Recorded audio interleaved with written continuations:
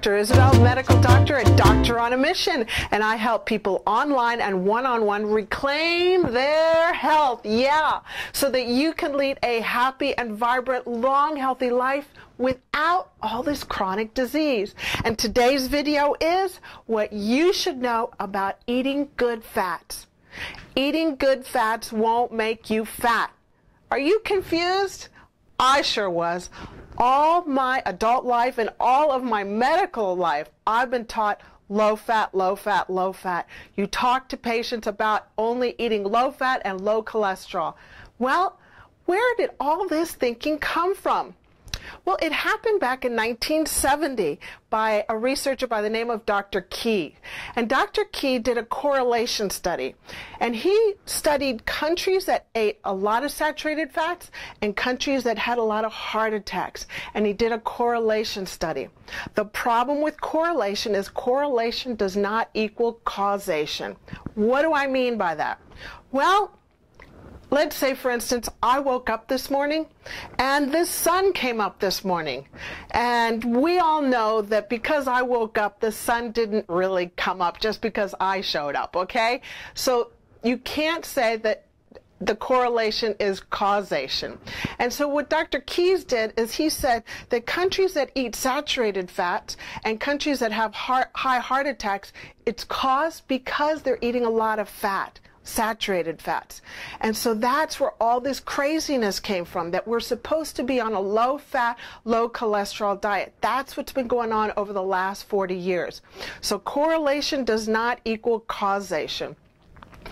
And so, you know, because we've got low fat, when you do low fat, you have to take out the fat and then it tastes like cardboard. And you have to put in something that makes it taste good. And that comes down to sugar, processed sugar, because sugar makes everything taste good. And when we increase the sugar content in the food, in low fat food, we actually cause a lot of obesity. We have a waistline increase and we cause increase in weight gain. So Dr. Key got sidetracked, and we've been sidetracked for the last 40 years. And essentially, we've had a human experiment for the last 40 years. For the last 40 years. I mean, let's take a look around. The world is sicker and fatter than we've ever been, and we've been on a low-fat, low-cholesterol diet. So surely, the low-fat, low-cholesterol diet is not helping us stay healthy. So the bottom line is sugar actually is the cause of heart attacks and the cause of us getting fat. I know my head tilted when I heard that, and I'll explain to you in just a little bit where that comes from. And saturated fats are actually good for us. They decrease our risk of heart attacks. I'll explain. You know that cholesterol profile that we always get at the doctor? You know, you fast for 8 hours and then you go to your doctor and you get your cholesterol, you get your lipids. Well, on that cholesterol profile, we've always been taught that HDLs are your good cholesterol and LDLs are your bad cholesterol. Now, what I'm about to share with you is really new medicine, so don't expect your doctor to know about this. Give them time. The research is coming out and they'll catch up, I promise you. My goal is to train doctors about this. So when you look at the HDL, yes, HDL is your good cholesterol and you want that elevated, but your LDLs are broken down into LDL-A, which is light and fluffy, and that actually protects your heart. So you want a high level of LDL-A. And LDL-B are dense and hard. I call them the bad LDL. So LDL-B is hard and dense, and that actually increases our risk of heart attacks because it kind of scruffs up the inside lining of your arteries, so you have more heart attacks. So the bottom line is saturated fats increase your LDL. So it actually protects your heart from having heart attacks. And sugar increases the LDL-B, which is the bad cholesterol, and it increases your risk of having more heart attacks. So why is it that 75% of people that show up in the emergency room with heart attacks have normal cholesterol? Surely cholesterol is not the problem like we've been led to believe over the last 40 years.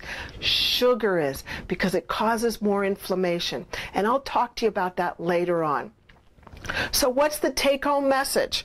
Well, sugar's the problem, not saturated fats. And here's the take-home for today. Eat more saturated fats. They won't make you fat. And they won't make you have more heart attacks. Number 2, eating sugar makes us fat and increases our risk of heart attacks. Number 3, eat good fats, such as avocado, butter, never margarine because it's not even a real food, cream, cheese, coconut oil, eggs, full-fat cream, and grass-fed beef.